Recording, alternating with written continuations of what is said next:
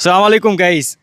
আমি আপনাদেরকে আজকে দেখাবো আমাদের এই সান্তাহার তথা উত্তরবঙ্গের সর্বপ্রথম বিদ্যুৎ উৎপাদন কেন্দ্র, যেটা এখন পিডিবির থেকে বিদ্যুৎ ধার নিয়ে সাপ্লাই দেয়, কিন্তু একসময় এখানে বিদ্যুৎটা তৈরি করে এখান থেকে সাপ্লাই দিত।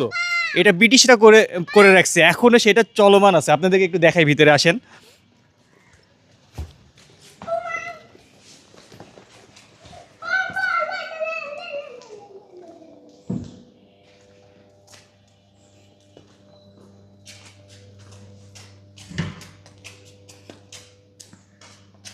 আসো, এবার আসো।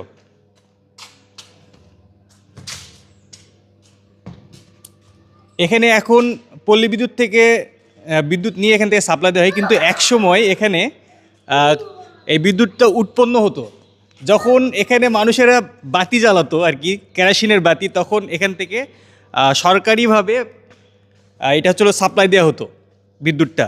আমি এখানে এক ভাই আছে, ভাইয়ের কাছ থেকে শুনবো। এটা তো ব্রিটিশরা করে রাখছে না?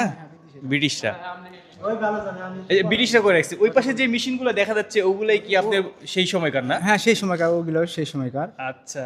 আর এগুলা এগুলা যে উপরে বিল্ডিং এগুলা বিল্ডিং এইগুলো হচ্ছে বিদেশিরা করে গেছে, ওটাই চলতেছে। বিদেশিরা, মানে কত সালে হতে পারে আনুমানিক? এটা বলতে পারলাম না।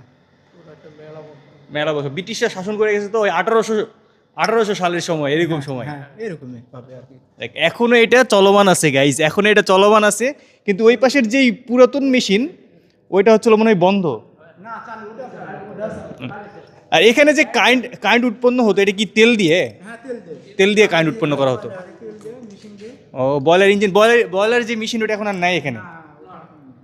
আর এখানে এই যে অনেক যে সরকারি কাজের জিনিসপত্রগুলো এখানে রেখে দিছে, মানে এটা হচ্ছিল এক রকমের ইতিহাস, আমাদের এই সান্তাহারের একটা ইতিহাস ব্রিটিশরা করে গেছে। আর আমি ছোটোবেলায় দেখতাম এখান থেকে কারেন্টটা হচ্ছিলো, যে রেলের লাইন ছিল এখানে চলতো, ওইদিকে লঘু কলোনি আছে যেখানে এই লাইনটা সাপ্লাই হতো।